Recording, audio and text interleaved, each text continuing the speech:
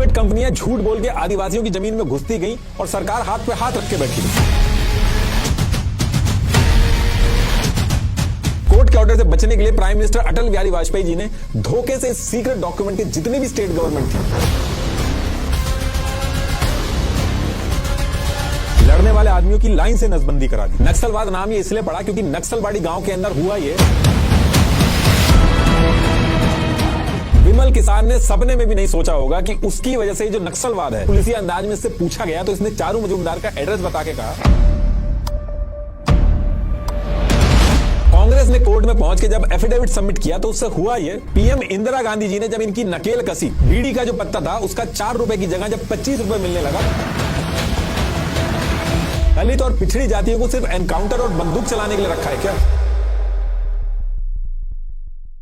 आपने नोटिस किया है अगर दांत सीधे ना हो तो सिर्फ स्माइल ही अफेक्ट नहीं होती है, आपका दिमाग भी एक्स्ट्रा काम करता है। स्टडीज कहती हैं कि जब दांत ठीक से अलाइन नहीं होते तो चीजें प्रॉपर्ली च्यू नहीं होती और उस वजह से डाइजेशन और ब्रेन को ज्यादा मेहनत करनी पड़ती है। इसलिए सीधे दांत सिर्फ अच्छे दिखते नहीं बल्कि आपको हेल्दी भी रखते हैं। तो अगर आपकी अलाइनमेंट ठीक नहीं है तो आप टूथसी के टीथ अलाइनर्स यूज करके 6 से 12 महीने में अपने दांतों को करेक्ट कर सकते हैं। ये अलाइनर्स इनविजिबल है और काफी कंफर्टेबल भी। इनको निकालना और लगाना भी काफी ईजी है। इनको मंगवाने का प्रोसेस भी काफी सिंपल है। आपको बस टूथसी की वेबसाइट पे जाके एक 3D टीथ स्कैन बुक करनी है, जो आप घर पे या टूथसी के 30+ पैन इंडिया सेंटर्स में जाके भी करवा सकते हैं। स्कैन के कुछ ही दिनों बाद आपको एक स्माइल प्लान भेजा जाता है, जिसको अप्रूव करते ही आपके अलाइनर्स होम डिलीवर हो जाते हैं। टूथसी ने 3 लाख से ज्यादा लोगों की हेल्प की है to get their dream smiles. Aligners US FDA cleared है और 100+ डेंटिस्ट और ऑर्थोडेंटिस्ट की बैकिंग भी है। तो आज ही बुक कीजिए अपना free Toothsi teeth scan, link is in the description. तो टॉपिक पे वापस आते हैं। देखिए 18 से 19 सेंचुरी का जो टाइम था, इस टाइम पे इंग्लैंड और जर्मनी के अंदर इंडस्ट्रियल रिवोल्यूशन हो रहा था, मतलब कि हाथ की बजाय इंडस्ट्रीज लगा के मशीनों से मास प्रोडक्शन हो रहा था। और जब ये हो रहा था तो इस टाइम पे लोग गांव से निकलकर एज लेबर सिटीज में काम करने पहुंच रहे थे। और जब ये लेबर्स इंडस्ट्रीज के अंदर काम करने लगे तो एज सच कोई पॉलिसी या फ्रेमवर्क तो था नहीं।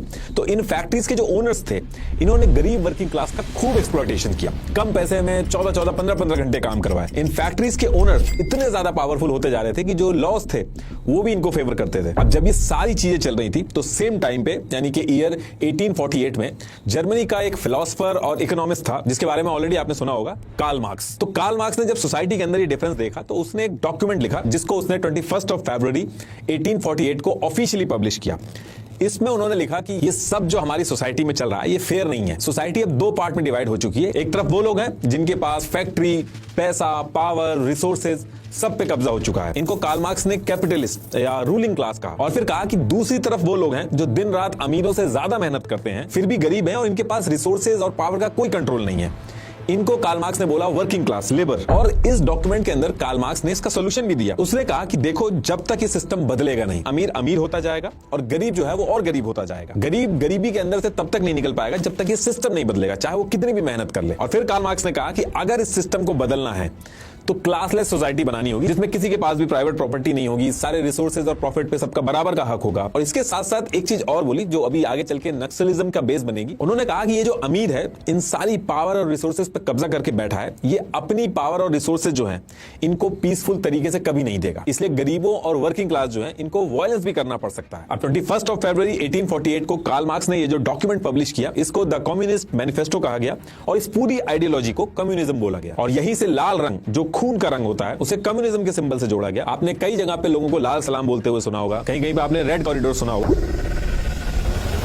जब कार्ल मार्क्स ने इस पूरे एक्सप्लॉयटेशन के ऊपर एक डॉक्यूमेंट रिलीज किया तो पहले क्या था कि लोग एक्सप्लॉयटेशन तो झेल रहे थे, लेकिन उनके पास उस चीज को समझाने का या एक्सप्रेस करने का कोई क्लियर तरीका नहीं था। कार्ल मार्क्स की ये थ्योरी यानी कि कम्युनिज्म आइडियोलॉजी ये जब लोगों तक पहुंची तो उससे हुआ ये कि लोगों को एक फ्रेमवर्क मिला जिसमें उनको समझ में आया कि गरीब होना उनकी गलती नहीं है, बल्कि ये जो पूरा सिस्टम है ये खराब है, इसकी वजह से ये लोग गरीब हैं। ये जितनी भी चीज मैं भी बता रहा हूं आप थोड़ा सा वेट करिएगा, अभी सारी चीजें नक्सलिज्म से रिलेट करेंगी। तो अब इसके बाद होता क्या है कि 21 फरवरी 1848 को कार्ल मार्क्स ने डॉक्यूमेंट रिलीज किया जिसे कम्युनिस्ट मैनिफेस्टो बोला गया। और सेम टाइम पे यूरोप के अंदर लोग इक्वालिटी को लेकर प्रोटेस्ट वगैरह तो कर ही रहे थे, लेकिन 3 दिन बाद 24 फरवरी 1848 को फ्रांस में प्रोटेस्ट हुए। इसके नेक्स्ट मंथ मार्च 1848 में और प्रोटेस्ट हुए। जर्मनी, ऑस्ट्रिया, इटली, इन जगहों पे भी लोगों ने प्रोटेस्ट करना स्टार्ट किया, लेकिन अभी तक भी चीजें कंट्रोल में थी। लेकिन इसके लगभग 70 साल बाद यानी कि ईयर 1917 में, आज का जो रशिया है, उस समय वहां पे रशियन एम्पायर होता था, तो वहां पे एक फेमस लीडर था जिसका नाम आपने सुना होगा, व्लादिमीर लेनिन। इसने कार्ल मार्क्स की कम्युनिज्म वाली जो आइडियोलॉजी थी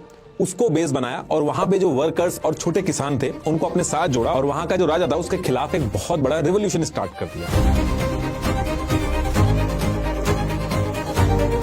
और ये रिवॉल्यूशन इतना बड़ा हो गया कि राजा को इनके आगे झुकना पड़ा और पहली बार दुनिया के अंदर कार्ल मार्क्स की थ्योरी को ग्राउंड पे इंप्लीमेंट करके व्लादिमीर लेनिन ने रशियन एम्पायर में एक कम्युनिस्ट गवर्नमेंट बना दी और फिर आगे चल के ईयर 1922 में यूएसएसआर यानी कि सोवियत यूनियन बना। अब जब यूएसएसआर में इतना बड़ा इवेंट हुआ, सब ने मिलकर राजा को हटा दिया, तो वहीं इंडिया में बैठे जो ब्रिटिशर्स थे इस पूरे ये जो कम्युनिज्म का कॉन्सेप्ट था इसको लेके कॉन्शियस हो गए। उनको लगने लगा जैसे यूएसएसआर में गरीब और किसानों ने इकट्ठा होकर राजा को पावर से हटा दिया, कहीं इंडिया में भी ये सारी चीजें ना शुरू हो जाए, क्योंकि इंडिया के अंदर गरीब और किसानों का जो नंबर था वो और ज्यादा था। तो अब यहां से ब्रिटिशर्स कोशिश करते हैं कि इंडिया के अंदर ये जो छोटी छोटी कम्युनिस्ट एक्टिविटीज हो रही हैं इनको कैसे भी करके रोका जाए। ब्रिटिशर्स काफी स्टेप लेते हैं इस चीज को लेकर, लेकिन उसके बाद भी अगले जो 2 साल थे उसमें कार्ल मार्क्स की ये जो कम्युनिस्ट आइडियोलॉजी थी उसके फॉलोअर्स इंडिया में धीरे धीरे करके बढ़ने लगे। और फिर इसके बाद डेट आती है 17 अक्टूबर 1920 और इस दिन क्या होता है कि इंडिया के अंदर एक थिंकर था एम एन रॉय। ये कार्ल मार्क्स की लिटरेचर वगैरह बहुत ज्यादा पढ़ता था। यूएसएसआर में जो कम्युनिस्ट पार्टी बनी थी उसके जो रिप्रेजेंटेटिव थे उनसे भी कांटेक्ट में आया था।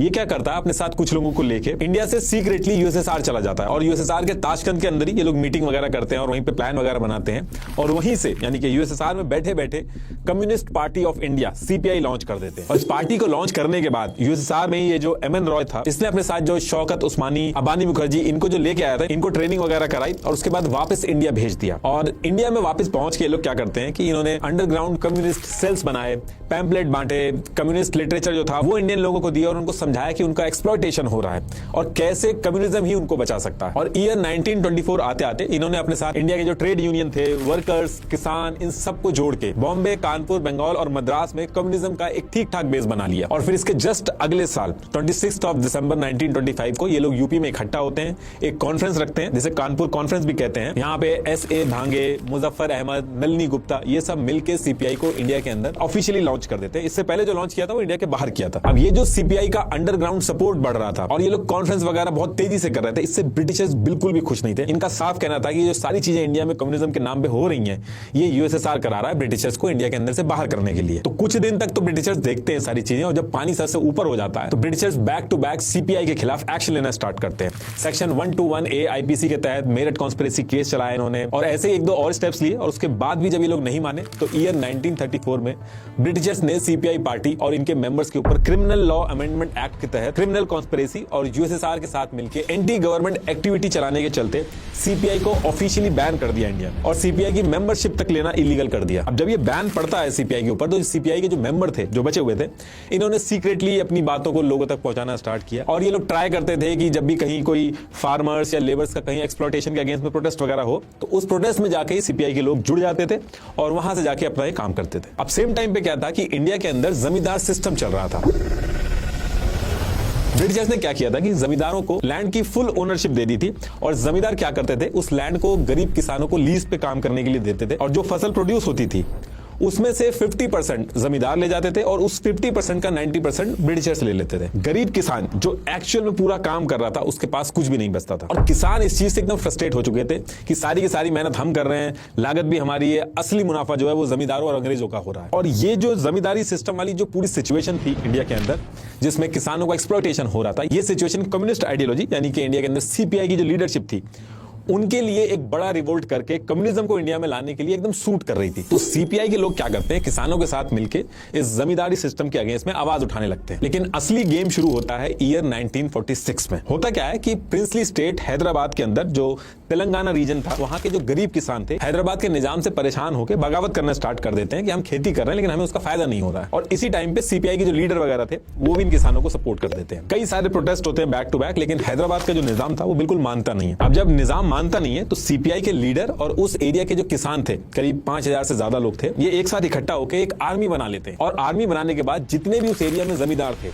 इनकी हवेलियों पे हमला कर देते हैं, लैंड रिकॉर्ड चला देते हैं और ऐसे कर करके प्रिंसली स्टेट ऑफ हैदराबाद के अंदर जो 3000 छोटे छोटे विलेज थे जिसमें करीब 30 लाख से ज्यादा लोग रहते थे, ये पूरा एरिया सीपीआई के कंट्रोल में आ जाता। ये जो पूरा एरिया आप रेड में मैप के ऊपर देख रहे हो, वारंगल, नालगोंडा, करीमनगर और आसपास के गांव सब सीपीआई के कंट्रोल में आ गया था। और सीपीआई क्या करता है, इस एरिया की जो 4 लाख हेक्टर जमीन जो थी वो गरीब किसानों में बांट देते हैं। अब आपका क्वेश्चन ये होगा कि ब्रिटिशर्स क्या कर रहे थे इस टाइम पे, वो क्यों नहीं सपोर्ट कर रहे थे, निजाम क्यों नहीं रोक पाया। तो देखिए ईयर 1946 में ब्रिटिशर्स जाने वाले थे इंडिया से, उनको कोई मतलब नहीं था इन सारी चीजों से, और निजाम की जो फोर्सेस थी ये सीपीआई वाले और किसान वाले मिलकर जो छुप छुप के गुरिल्ला वॉरफेयर कर रहे थे और अटैक करके जो भाग जाते थे, इसका कोई सोल्यूशन ही नहीं निकल रहा था उनके पास। इस वजह से इस एरिया के ऊपर सीपीआई का कंट्रोल आ गया था। अब एक तरफ इतनी बड़ी चीज कर दी सीपीआई ने हैदराबाद के अंदर, वहीं सेम टाइम पे हैदराबाद के इधर नॉर्थ बंगाल में दिनाजपुर, मालदा, रागपुर, अभी ये सारा एरिया बांग्लादेश के अंदर आ गया। तो सीबीआई ने क्या कर रखा था कि किसानों के राइट्स और जमींदारी सिस्टम के अगेंस्ट में एक ऑल इंडिया किसान सभा बना रखी थी। तो हैदराबाद के एरिया में जब सीपीआई को सक्सेस मिलती है तो सेम टाइम पे सीपीआई की ऑल इंडिया किसान सभा क्या करती है, किसानों को अपने साथ मिला के एक बड़े स्केल पे तिभागा मूवमेंट स्टार्ट कर देती है। तिभागा मतलब 3 भाग, 3 पार्ट। इसमें इन्होंने डिमांड की कि ये जो फसल प्रोड्यूस हो रही है इसके 3 भाग करो, यानी कि 3 पार्ट करो। 1 पार्ट जमींदार को दो और 2 पार्ट जो असली मेहनत कर रहा है गरीब किसान उसको मिलना चाहिए। तो इसको इन्होंने तिभागा मूवमेंट बना के रिवॉल्ट स्टार्ट कर दिया। अब ये जो तिभागा मूवमेंट था इसको बहुत ज्यादा सक्सेस मिलने लगती है, लोग जुड़ने लगते हैं इससे। लेकिन इसी बीच में क्या होता है कि 15 अगस्त 1947 को इंडिया को आजादी मिल जाती है और पार्टीशन के टाइम पे बंगाल का भी पार्टीशन होता है। उसका एक पार्ट जो होता है वो ईस्ट पाकिस्तान बन जाता है, यानी कि आज का बांग्लादेश। तो मोस्टली एरिया जहां पे तिभागा मूवमेंट चल रहा था, जहां सक्सेस मिल रही थी, वो आधा ईस्ट पाकिस्तान में चला जाता है, आधा इंडिया में रह जाता है। तो ये जो मूवमेंट थी ये भी रुक जाती है आजादी के बाद। अब इसके बाद इंडियन गवर्नमेंट पावर में आती है और नेहरू जी प्राइम मिनिस्टर बनते हैं। लेकिन आजादी मिलने के बाद भी सीपीआई कहता है ये जो आजादी हमें मिली है ये पूरी आजादी नहीं है, ये इंडियन गवर्नमेंट भी अलग नहीं है, ये भी जमींदारों और कैपिटलिस्टों की सरकार है। और फिर इसके बाद सीपीआई रुकता नहीं है, नेक्स्ट ईयर ही सीपीआई ऑफिशियली इंडियन गवर्नमेंट के खिलाफ रिवोल्यूशन स्टार्ट कर देता है। इसका नाम देता है रिवोल्यूशन नाउ, तुरंत क्रांति, और आर्म्ड रिवोल्यूशन शुरू कर देता है इंडियन गवर्नमेंट के खिलाफ। अब जब ये सारी चीजें चल रही थी तो इसी टाइम पे सीपीआई के अंदर 2 यंग मेंबर थे, चारू मजूमदार और कोंडापल्ली सीतारमैया। ये पहले स्टूडेंट थे, फिर इन्होंने कार्ल मार्क्स और लेनिन की कम्युनिस्ट आइडियोलॉजी से इंस्पायर होकर सीपीआई को ज्वाइन कर लिया था और बहुत ही कम टाइम में लोग फेमस हो रहे थे और सीपीआई को बहुत तेजी से आगे बढ़ा रहे थे। ये दोनों नाम आप याद रखिएगा, अभी आगे चल के यही दोनों इंडिया की हिस्ट्री की सबसे बड़ी इंटरनल सिक्योरिटी थ्रेट नक्सलवाद को एस्टैब्लिश करेंगे। अब इधर इंडिया में तो ये सारी चीज चल रही थी और सेम टाइम पे इंडिया के बगल में जो इंडिया का पड़ोसी था चाइना, वहां भी सेम इंडिया जैसी दिक्कत चल रही थी। वहां भी फैक्ट्रीज ज्यादा नहीं थी, वहां की इकोनॉमी भी फार्मिंग पे बेस्ड थी और वहां भी किसान नंबर्स में ज्यादा थे और जमींदारी सिस्टम था। थोड़े से अमीर लोगों के पास बहुत सारी लैंड थी वहां पे भी। तो चाइना में क्या होता है कि एक कम्युनिस्ट लीडर था माओ जेडोंग, उसने अपने साथ सारे गरीब किसान इकट्ठे किए और उनकी एक गुरिल्ला स्टाइल आर्मी बनाई। पहले ये लोग विलेज के अंदर गए, वहां हमला किया, वहां पे कब्जा किया, फिर सिटीज पे कब्जा किया और 1 अक्टूबर 1949 को माओ जेडोंग ने चाइना में कम्युनिस्ट गवर्नमेंट बना दी। Mao Zedong stood atop Tiananmen Gate in Peking and declared the birth of the People's Republic of China, marking a profound shift in the nation's history. इस पूरे रिवॉल्यूशन में 1 million से ज्यादा जमींदारों का कत्लेआम हुआ, मास रिलोकेशन हुआ, भूखमरी फैली। अब ये चीज मैं इसलिए बता रहा हूं क्योंकि इसका डायरेक्ट इंपैक्ट इंडिया पे भी हुआ। इंडिया की जो सीपीआई थी वो भी सेम चीज प्लान करने लगी और आपस में इन्होंने डिस्कशन स्टार्ट कर दिया कि इंडिया की सिचुएशन चाइना की तरह ही थी।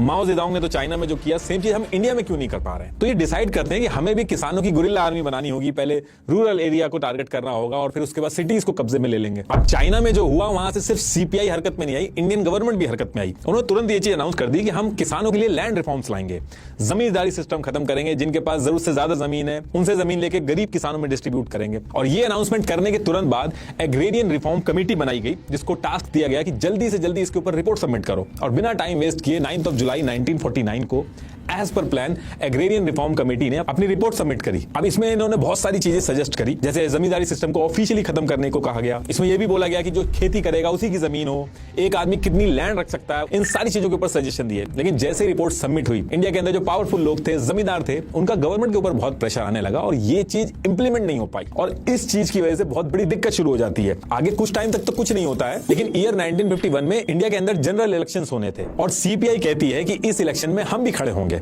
डेमोक्रेटिक तरीके से हम लोग पावर में आएंगे। अब ये चीज सीपीआई जो हथियार उठाने की बात करती थी उससे थोड़ी हट के थी। तो सीपीआई के अंदर भी कई सारे ऐसे लीडर थे, चारू मजूमदार जैसे, जो हमेशा से चाइना स्टाइल में हथियार उठा के लड़ाई करना चाहते थे। वो गुस्सा भी हो गए थे। इनफैक्ट चाइना की जो कम्युनिस्ट पार्टी थी वो वहां से बैठे बैठे इंडिया की जो सीपीआई पार्टी थी, ये जो इलेक्शन लड़ने की अप्रोच रख रही थी, इसको क्रिटिसाइज करने लगी। लेकिन सीपीआई के जो मेन लीडर थे वो मानते नहीं है, वो इलेक्शन लड़ते हैं। अब इंडियन गवर्नमेंट ने जो लैंड रिफॉर्म का वादा किया था उसको इंप्लीमेंट नहीं किया था, तो उसकी वजह से थोड़े नेगेटिव सेंटिमेंट्स थे। तो इस चीज का उसको थोड़ा थोड़ा नुकसान होता है और सीपीआई जो है, जो एकदम नई पार्टी थी, वो सेकंड हाईएस्ट सीट जीत के मेन ऑपोजिशन पार्टी बन जाती है और फिर आगे चल के केरला के असेंबली इलेक्शन भी जीत जाती है। ये एक बहुत ही अलार्मिंग सिचुएशन थी कांग्रेस गवर्नमेंट के लिए, तो कांग्रेस तुरंत इस पे एक्ट करती है और जमींदारी सिस्टम इंडिया के अंदर खत्म करने के लिए लॉज बनाने पे ध्यान देती है। State by state in laws को इंप्लीमेंट करना स्टार्ट किया ताकि किसान नाराज ना हो और सीपीआई के साथ जुड़ने ना लगे, तो स्टेट बाय स्टेट इन्होंने ये चीज इंप्लीमेंट करनी स्टार्ट कर दी। अब एक तरफ तो ये सारी चीजें चल रही थी, वहीं दूसरी तरफ सीपीआई जो इलेक्शन लड़ रही थी, इसकी वजह से सीपीआई के अंदर ही आइडियोलॉजिकल डिफरेंसेस आ गए थे, दो गुट बन गए थे और इसकी वजह से एक गुट ने सीपीआई से अलग होकर एक नई पार्टी बनाई, CPIM, communist party of India Marxist. तो एक तरफ सीपीआई थी, दूसरी तरफ उससे अलग होकर सीपीआईएम बन गई और तीसरी तरफ चारू मजूमदार जो था, वो वेस्ट बंगाल के अंदर अंडरग्राउंड था, उसको इंडियन फोर्सेस ढूंढ रही थी। वो एकदम क्लियर था कि हमें हथियार उठा के चाइना की तरह, माओ जेडोंग की तरह ही इंडिया के अंदर पावर में आना है। और वो डेली बेसिस पे सीपीआई जो इलेक्शन लड़ती थी, इसको क्रिटिसाइज करता था। वो साफ कहता था कि इंडियन सिस्टम के अंदर रह के कभी असली क्रांति नहीं आएगी, पावर बंदूक के दम पे ही मिलती है। चारू मजूमदार को 100% जो चाइना के अंदर माओइस्ट स्टाइल में आर्म्ड रेवोल्यूशन हुआ था, वही सेम चीज इंडिया में वो चाहता था। अब इसके बाद चारू मजूमदार क्या करता है, वो अंडरग्राउंड तो ऑलरेडी था ही था, वो डॉक्यूमेंट लिखना स्टार्ट करता है। 28 जनवरी 1965 से अगले 2 साल तक वो 8 डॉक्यूमेंट लिखता है। जब भी आप नक्सल के बारे में कहीं डिस्कशन करोगे तो इन 8 डॉक्यूमेंट की बात जरूर होती है। इसको कुछ लोग हिस्टोरिक 8 डॉक्यूमेंट भी बोलते हैं, कुछ लोग इंडिया का कम्युनिस्ट मैनिफेस्टो भी कहते हैं। काफी फेमस डॉक्यूमेंट है ये, जब भी इंडिया के अंदर नक्सलवाद की बात होती है। इन डॉक्यूमेंट्स के अंदर चारू मजूमदार ने स्टेप बाय स्टेप पूरे प्रोसेस लिखे हैं कि कैसे हथियार उठा के पावर में आया जाएगा। इंडिया के अंदर ये जो पूरा कम्युनिस्ट मूवमेंट है, ये फेल क्यों हो रहा है, इसके रीजन लिखे। सीपीआई ये जो इलेक्शन लड़ रही है, इसको क्रिटिसाइज किया और चाइना के अंदर जो माओइस्ट ने हथियार उठा के पावर में आए ये लोग, उसको जस्टिफाई किया। ऊपर ऊपर की बात नहीं करी, स्टेप बाय स्टेप गाइड किया कि कैसे शुरू में जो गरीब किसान है उनको छुरी, चाकू, डंडे और दाव जैसी जो देसी हथियार है उनका यूज करके जमींदारों, पुलिस, गवर्नमेंट ऑफिसर्स को मारना है, फिर गांव पे कब्जा करना है और फिर सिटीज की तरफ बढ़ना। हर एक चीज इस 8 डॉक्यूमेंट के अंदर चारू मजूमदार ने स्टेप बाय स्टेप लिख दी थी। और इन 8 डॉक्यूमेंट को पूरा लिखने के बाद चारू मजूमदार ने अपने अंडरग्राउंड नेटवर्क का यूज करके सीक्रेटली स्टूडेंट्स, किसान, ट्रेड यूनियन वर्कर्स, इन सब के पास पहुंचाने लगा। और जब ये डॉक्यूमेंट बहुत ज्यादा वायरल होने लगा तो सीपीआई से अलग हुई सीपीआईएम, ये चारू मजूमदार को क्रिटिसाइज कर देते हैं, यहां तक कि अपनी पार्टी से भी बैन कर देते हैं। अब इधर जब ये चारू मजूमदार के ये 8 डॉक्यूमेंट वायरल हो रहे थे, तो सेम ईयर 1967 में वेस्ट बंगाल के अंदर दार्जिलिंग डिस्ट्रिक्ट थी, वहां पे सिलीगुड़ी एरिया के पास एक गांव था नक्सलबाड़ी। यहां मेनली संथल, ओरावन, मुंडा और राजबंसी ट्राइबल कम्युनिटी के लोग रहते थे और इनमें से करीब 40% लोग जमींदारों के यहाँ पे काम करते थे और जमींदार जो थे वो असली प्रॉफिट यहां से लेके जाते थे। ये जो मैं आपको बता रहा हूं, ये बहुत इंपॉर्टेंट पार्ट है वीडियो का। ये आपको अगर समझ में आ गया तो पूरे नक्सलवाद का इशू जो आपको समझ में आ जाए। तो ये जो पूरा नक्सलबाड़ी गांव था, इसके आउटर पे 3 पुलिस स्टेशन थे। एक नक्सलबाड़ी पुलिस स्टेशन था, दूसरा खरीबारी और तीसरा फंसी देवा। और इस नक्सलबाड़ी गांव में एक बिमल किसान नाम का एक ट्राइबल फार्मर रहता था और इस फार्मर की जो जमीन थी, इसके ऊपर ईश्वर टिर्के नाम का एक जमींदार था, उसने और उसके आदमियों ने कब्जा कर लिया था। ये कई बार पुलिस स्टेशन गया लेकिन इसकी सुनवाई नहीं होती है, तो इसने क्या किया था, कोर्ट के अंदर एक केस फाइल कर दिया था और काफी टाइम से ये केस चल रहा था। अब होता क्या है कि 2 मार्च 1967 को वेस्ट बंगाल में सीपीआई इलेक्शन जीत के पावर में आ जाती है और कोइंसिडेंस भी आप देखिए कि सेम डे सुप्रीम कोर्ट ने बिमल किसान के फेवर में जजमेंट दे दिया और जो लैंड की ओनरशिप थी वो ऑफिशियली बिमल किसान जो था उसको मिल गई। अब केस जीतने के बाद बिमल किसान बहुत खुश, वो अपने खेत के अंदर खेती करने जाता है तो ईश्वर तिर्के और उसके जो लोग थे उसको पीट के वहां से भगा देते हैं। ये दोबारा से पुलिस स्टेशन पे जाता है लेकिन वहां पे भी इसकी कोई हेल्प नहीं होती है। अब इसी एरिया में सीपीआई का एक लोकल लीडर बहुत ही फेमस था, जंगाल संथल, और इसी एरिया के अंदर जो चारू मजूमदार जो अंडरग्राउंड थे, कानू सन्याल थे, वो भी इसी एरिया में एक्टिव थे। तो ये बिमल किसान इनके पास जाता है, अपनी सारी डिटेल्स बताता है और हेल्प मांगता है इनसे।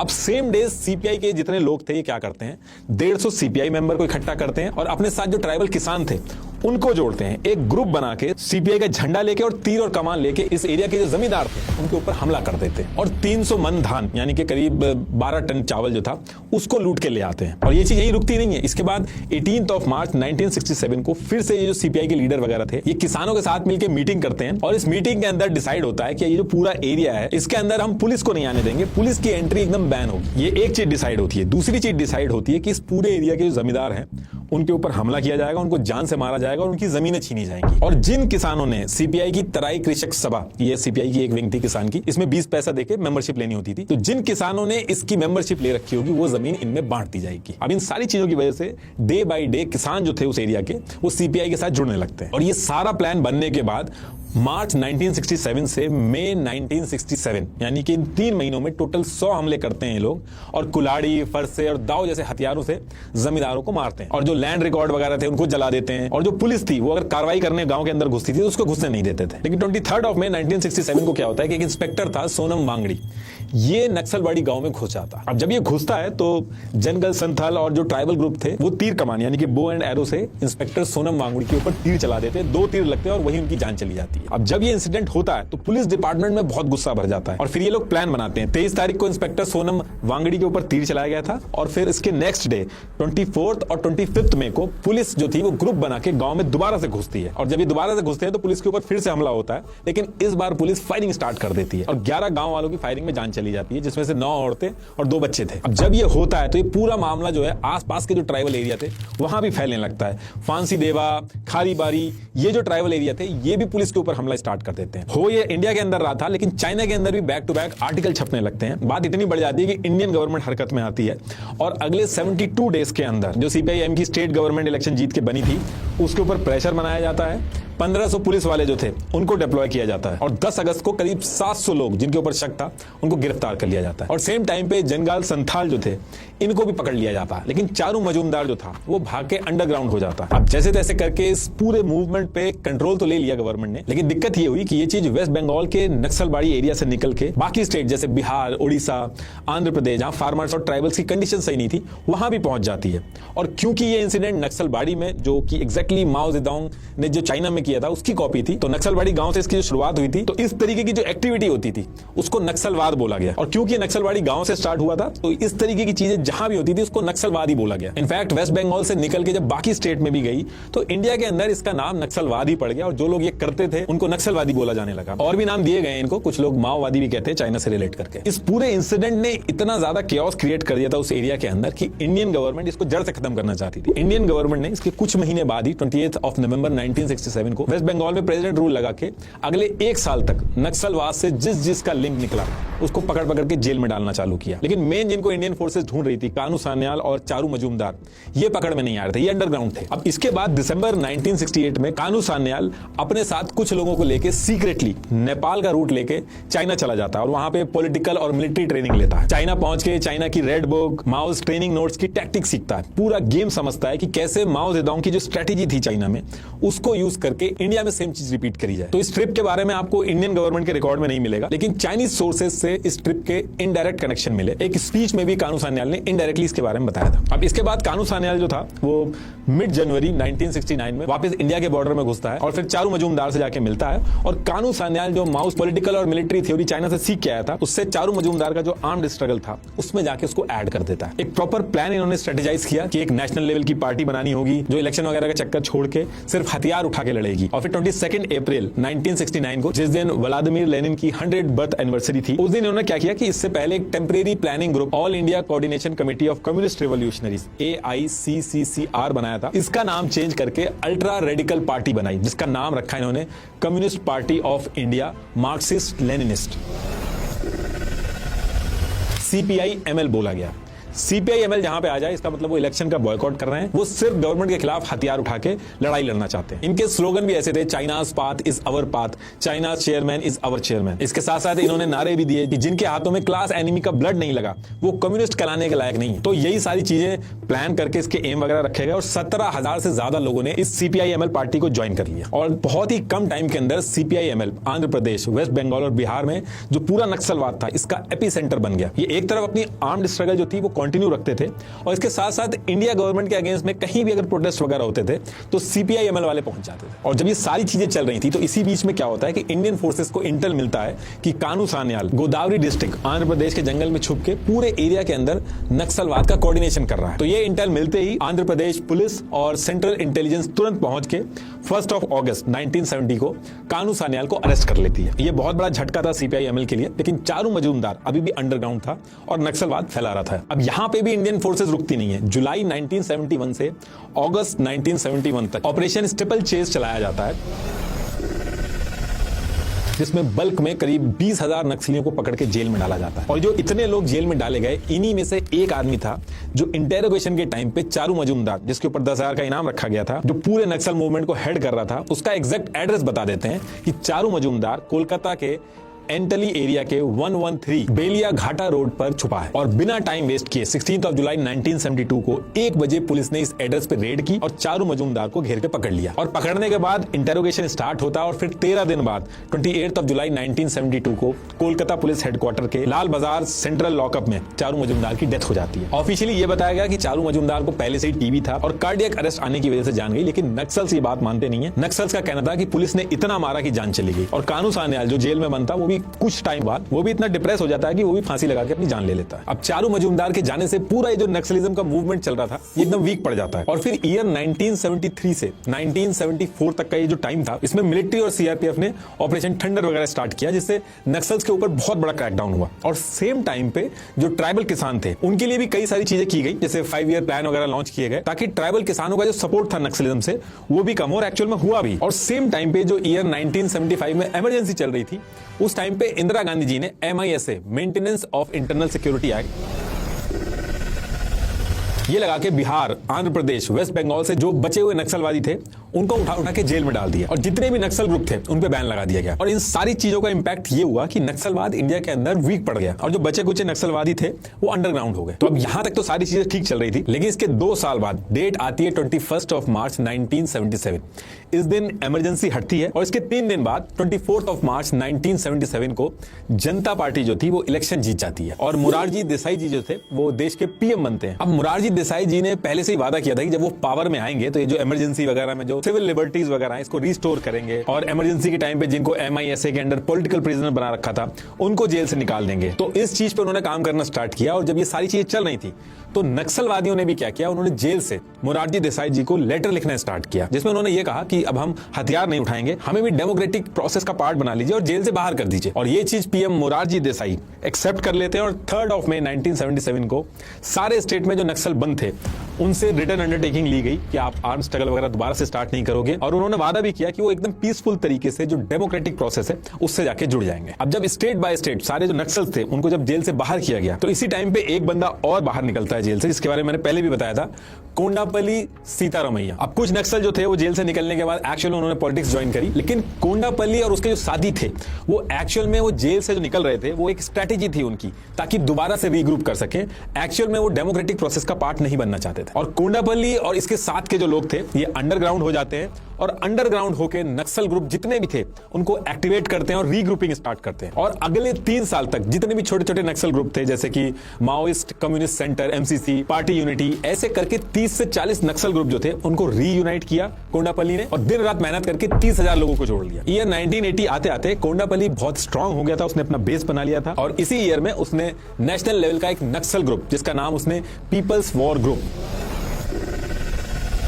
PWG रखा, ये खड़ा कर दिया। तो कुल मिला के जितनी भी मेहनत हुई थी नक्सल को खत्म करने के लिए इंडिया के अंदर, वो घूम फिर के दोबारा से 0 पे आ गई थी। नक्सल इंडिया के अंदर दोबारा से उसी लेवल पे आके खड़ा हो गया था जो वो पहले था। अब देखिए, इससे पहले क्या था कि जो नक्सल वगैरह थे, वो गांव वगैरह में ऑपरेट कर रहे थे, लेकिन इमरजेंसी लगी, उन पे क्रैकडाउन हो रहे थे, तो उनको पकड़ना बहुत आसान था। तो इस बार जब कोंडापल्ली ने PWG बनाया, तो उसने एक स्ट्रेटेजी में चेंज लेके आया। वो इस बार वो गांव से और जो डेंस फॉरेस्ट होते थे, उनके अंदर जाके अपने बेस बनाने की तैयारी करी। तो ये किस तरीके के डेंस फॉरेस्ट के अंदर गए, वो भी मैं आपको थोड़ा समझा देता हूं। देखिए, इस पर्टिकुलर टाइम पे इंडिया का जो टोटल जियोग्राफिकल एरिया था, उसका 12% एरिया, यानी कि करीब 40 मिलियन हेक्टेयर एरिया, ये एकदम डेंस फॉरेस्ट था, जो मेनली इन स्टेट्स में था। और इन एरियाज में 5% ट्राइबल पॉपुलेशन रहती थी। और ये जो ट्राइब्स थी, इनके लिए इनका जंगल, इनकी जमीन, इनका पानी, ये सबसे इंपॉर्टेंट चीज थी। यही इनकी पहचान थी और यही इनका कल्चर था।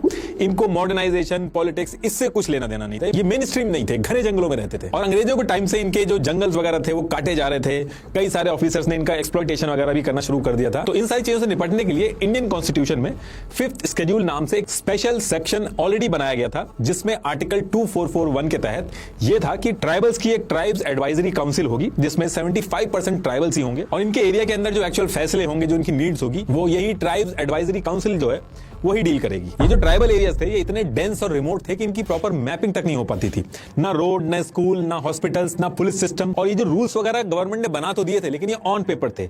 ग्राउंड रियलिटी ये थी कि ज्यादातर जो ट्राइबल्स थे जो इस एरिया में रहते थे वो इस एरिया के जो जमींदार थे उनके खेतों में जाके खेती करके अपना पेट पालते थे और उनका एक्सप्लॉयटेशन होता था। आए दिन जमींदारों और ट्राइबल्स के बीच में डिस्प्यूट होते थे लेकिन ट्राइबल्स की सुनवाई नहीं हो पा रही थी। और सेम ईयर में जिस ईयर में नक्सलों ने PWG बनाई उसी टाइम पे एक और चीज करी गवर्नमेंट ने, फॉरेस्ट कंजर्वेशन एक्ट 1980 भी लेके आ गई,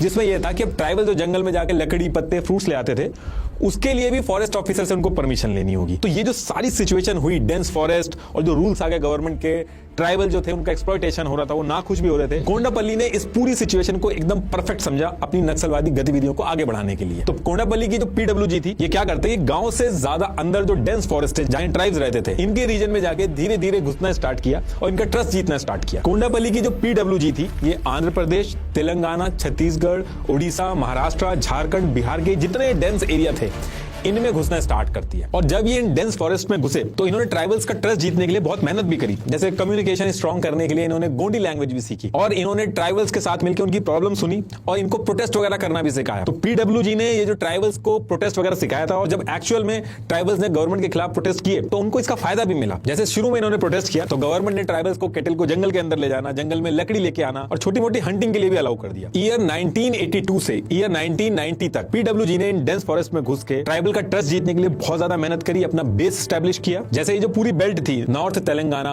बस्तर, छत्तीसगढ़, गढ़चिरौली, महाराष्ट्र, साउथ ओडिशा, इस बेल्ट को आगे चल के रेड कॉरिडोर भी बोला गया। तो इसमें क्या था कि ट्राइबल्स जो थे वो फॉरेस्ट के अंदर से पेपर बनाने के लिए बेम्बू स्टिक्स और बीड़ी बनाने के लिए तेंदूपत्ता इकट्ठा करके ठेकेदारों को कम पैसे में देते थे। 120 बम्बू स्टिक का ₹1 और तेंदूपत्ता के 100 बंडल के लिए ₹4 मिलते थे। तो PWG ने क्या किया, ट्राइबल्स का एक आदिवासी किसान मजदूर संगठन AKMS और इन्हीं ट्राइबल्स के साथ घुल मिलके प्रोटेस्ट करवाए और ये सब करने के बाद ट्राइबल्स का फायदा भी हुआ।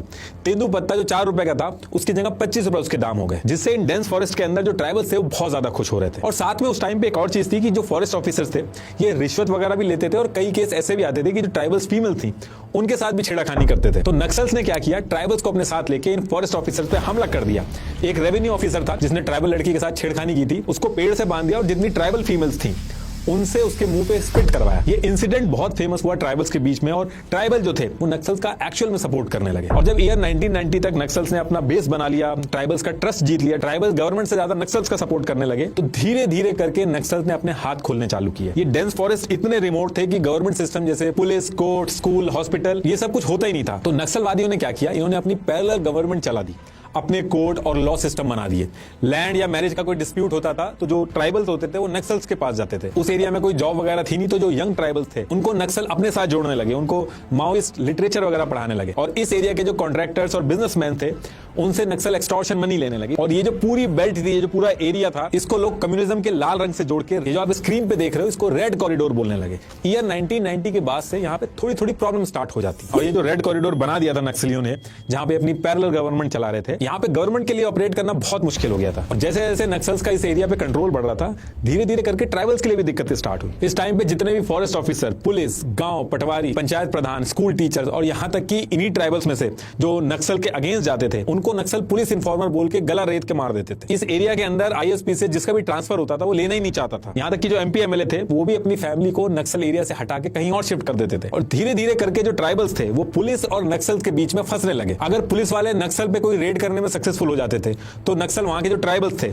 उनके ऊपर शक करने लगते थे कि इन्होंने कहीं इन्फॉर्म ना कर दिया। वहीं नक्सल अगर पुलिस या फोर्सेस पे हमला कर देते थे, किसी पुलिस स्टेशन पे हमला कर देते थे, तो पुलिस जो थी वो ट्राइबल्स पे शक करके जेल में डाल देती थी कि इन्होंने नक्सल को पहले से इन्फॉर्म कर दिया होगा। तो नक्सल और पुलिस वालों के बीच में धीरे धीरे करके ट्राइबल्स भी फंसने लगे। इसके साथ साथ PWG के जो नक्सल्स थे वो इंडिया के बाहर जितने भी इंडिया के अगेंस्ट में ऑर्गेनाइजेशंस थी उनसे भी हाथ मिलाने लगते हैं। जैसे सेम ईयर में जो नक्सल्स थे वो श्रीलंका के लिट्टे से कांटेक्ट करते हैं और श्रीलंका जाके वहां पे गुरिल्ला वॉर की ट्रेनिंग, IED बनाना, लैंड माइंस कैसे प्लांट करना, ये सारी चीजें सीखते हैं। लिट्टे ने PWG के नक्सल्स को 50 से 60 AK-47 भी दी थी और इसी टाइम पे आसाम के उल्फा ग्रुप से भी जाके कोऑर्डिनेशन करने लगते हैं। तो बेसिकली यहाँ से ट्रेनिंग वगैरह लेने के बाद ये लोग बहुत ही ऑर्गेनाइज और एक आर्मी की तरह काम करने लगे थे। और जब ये लोग ट्रेनिंग वगैरह लेके एक्सपर्ट बन गए तो IED ब्लास्ट करके पुलिस ऑफिसर जो उस एरिया से निकलते थे उनके ऊपर यूज करने लगे। और गवर्नमेंट अगर कोई भी एक्शन लेती थी तो फॉरेस्ट इतने ज्यादा घने रहे थे कि इनको पकड़ ही नहीं पाती थी।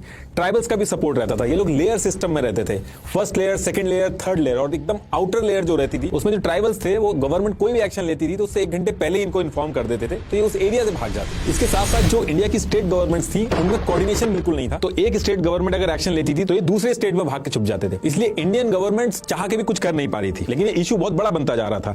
इंडिया के अंदर ही इस पूरे रेड कॉरिडोर से इंडिया का कंट्रोल धीरे धीरे करके खत्म होता जा रहा था। बाहर के जो आतंकवादी ऑर्गेनाइजेशन थी, कंट्रीज थी जो इंडिया के अगेंस्ट में थी, वो सब इन नक्सलियों को हेल्प कर रही थी। अब देखिए, इसके बाद जब ईयर 1991 शुरू होता है तो 2-3 चीजें ऐसी होती हैं जिसकी वजह से अभी तक जितनी भी नक्सल एक्टिविटीज हो रही थी उनकी फ्रीक्वेंसी बहुत ज्यादा बढ़ जाती है और ये बहुत बड़ा बन जाता है। अब देखिए, ईयर 1991 की जो स्टार्टिंग थी, इस टाइम पे इंडिया की इकोनॉमी में बहुत क्राइसिस थी और इस इकोनॉमिक क्राइसिस से निपटने के लिए इंडिया ने जो इंडिया और इंडिया के बाहर की जो प्राइवेट कंपनी थी उनके लिए भी अपना मार्केट खोला। तो जब ये मार्केट खोला तो ये जो ट्राइब एरिया थे, फॉरेस्ट थे, इनके जो प्रोडक्ट्स थे, मिनरल्स थे, इनकी डिमांड बहुत ज्यादा बढ़ी और वो सब इन्हीं ट्राइबल एरियाज में मिलते थे। इस टाइम पे इंडिया के टोटल कोल प्रोडक्शन का 85% हिस्सा इन्हीं ट्राइबल स्टेट से आता था और इन्हीं एरिया में नक्सल्स ने अपना कब्जा कर रखा था। और जब ये प्राइवेट कंपनीज ट्राइबल एरिया में घुस रही थी तो जो ट्राइबल्स थे वो इससे बहुत ज्यादा अनकंफर्टेबल हो गए थे, तो जो नंबर्स थे नक्सल्स के वो बहुत ज्यादा बढ़ने लगे थे। ट्राइबल जो थे और गवर्नमेंट जो थी उनके बीच में बहुत ज्यादा डिफरेंसेस होने लगे थे, जिसका सारा एडवांटेज नक्सल्स को मिला। तो नक्सल्स ने अपनी एक्टिविटीज बहुत ज्यादा तेज कर दी थी और इसी टाइम पे गवर्नमेंट ने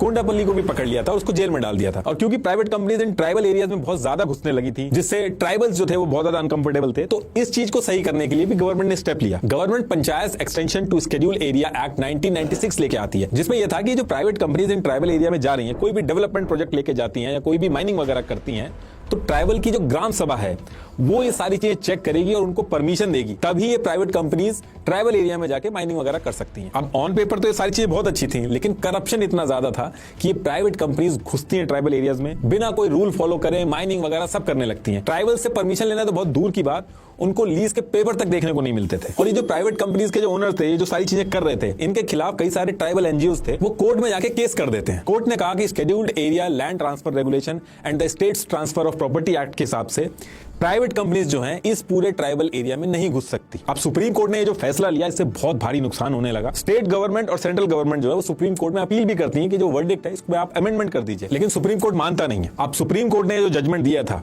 इस चीज से बचने के लिए प्राइम मिनिस्टर अटल बिहारी वाजपेयी जी, इन्होंने एक जुगाड़ निकाला और इन्होंने क्या किया, जो मिनिस्ट्री ऑफ माइंस थी उसे एक सीक्रेट डॉक्यूमेंट सारे स्टेट के चीफ सेक्रेटरीज को भिजवा दिया। इसमें कॉन्स्टिट्यूशन का जो 5th शेड्यूल था, इसमें ट्राई किया गया कि उसकी लैंग्वेज को इस तरीके से अमेंड किया जाए ताकि ट्राइबल एरिया में प्राइवेट कंपनीज भी घुस सकें। लेकिन दिक्कत यह होती है कि जो सीक्रेट डॉक्यूमेंट था ये लीक हो जाता है और ट्राइबल्स इस चीज से बहुत ज्यादा गुस्सा हो जाते हैं, बहुत सारे प्रोटेस्ट होने लगते हैं। और जब ये चीज भी फेल हो जाती है तो उसके बाद भी गवर्नमेंट मानती नहीं है। Government PSU company, Bharat aluminium company, इसके 51% shares private company Sterlite industry को सेल कर देती है। इससे हुआ यह कि इनडायरेक्टली ट्राइबल एरिया के अंदर जो प्राइवेट कंपनी थी उसको गवर्नमेंट के थ्रू इनडायरेक्ट एक्सेस मिल गया। नक्सलवाद जो था वो पहले भी बहुत तेजी से फैल रहा था, लेकिन जब से प्राइवेट कंपनीज ट्राइबल एरिया में घुसी उसके बाद से ट्राइबल्स ने नक्सल्स का जम के सपोर्ट किया और नक्सल इंडिया के अंदर अपने पीक की तरफ बढ़ने लगा। बहुत ज्यादा इंसिडेंट्स होने लगे और इसका नुकसान सिर्फ जान का ही नहीं था, गवर्नमेंट का ही नहीं था, जो आसपास की जो प्राइवेट कंपनीज थी, जो लोगों की जॉब्स थी, उन पे भी इंपैक्ट पड़ रहा था। वेस्ट बंगाल के अंदर नैनो कार प्लांट के लिए टाटा ने लैंड एक्वायर किया था, लेकिन नक्सल्स ने ट्राइबल्स के साथ मिलकर इतना उधम मचाया, इतने प्रोटेस्ट किए कि टाटा को अपना प्लांट गुजरात में शिफ्ट करना पड़ा, जिससे बंगाल के अंदर 2000 डायरेक्ट और 10,000 इनडायरेक्ट जॉब गई।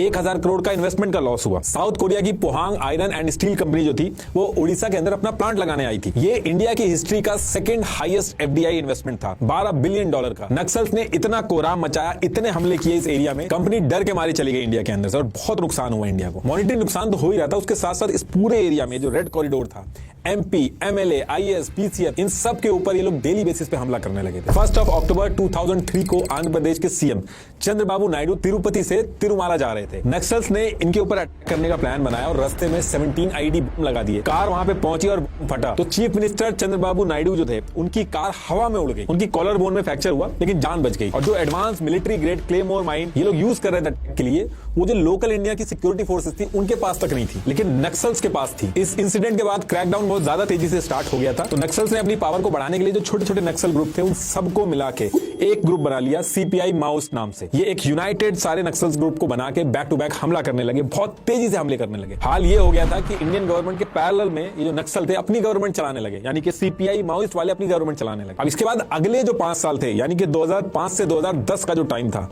इस टाइम पे नक्सल अपने पीक पे पहुंच चुका था। इंडिया में जिसको ये रेड कॉरिडोर बोल रहे थे, 10 स्टेट के अंदर 180 से ज्यादा स्ट्रिक्ट्स पे नक्सल्स का कंट्रोल था। ये छोटा नंबर नहीं था। As per ACLED data 92,000 square kilometre area, यानी कि इंडिया की 40% लैंड पे नक्सल एक अलग फ्लैग और एक अलग गवर्नमेंट चला रहे थे। ये जो इस एरिया के अंदर ये जो अपनी गवर्नमेंट चलाते थे, इसको ये जनता सरकार बोलते थे। और ये ऐसी गवर्नमेंट नहीं चला रहे थे, नक्सलवादियों ने प्रॉपर 8 अलग अलग डिपार्टमेंट बना दिए थे, आर्मी की यूनिट्स बना दी थी, फार्मर्स के लिए सीड्स और ग्रेन बैंक बना दिए थे। नक्सल ये जो पूरा रेड कॉरिडोर बोलते हैं, इसके अंदर इंटरेस्ट फ्री लोन दे रहे थे, मेडिकल यूनिट, मूवेबल स्कूल्स, सब कुछ चल रहा था और इंडियन गवर्नमेंट कुछ नहीं कर पा रही थी। इस पूरे एरिया में प्रॉपर इन्होंने एक्सटॉर्शन के रेट कार्ड बना रखे थे। माइनिंग कंपनीज, रोड कॉन्ट्रैक्टर, तेंदू कॉन्ट्रैक्टर, शॉपकीपर्स, पेट्रोल पंप्स, इन सब के ओनर जो थे, वो जितना भी प्रॉफिट बनाते थे, उन सब के परसेंटेज पहले से ही फिक्स रहते थे, उनको नक्सल को देने होते थे। और जो इस एरिया के इंपॉर्टेंट लोग थे, वो अपनी प्रोटेक्शन के लिए पैसा देते थे नक्सल को, वरना उनको जान से मार देते थे या उनकी फैमिली के लोगों को किडनैप कर लेते थे। इसके साथ साथ इस एरिया में इन्होंने चरस और अफीम का भी बिजनेस किया, काफी स्मगलिंग करी। अब 2010 तक तो ये पीक में रहे,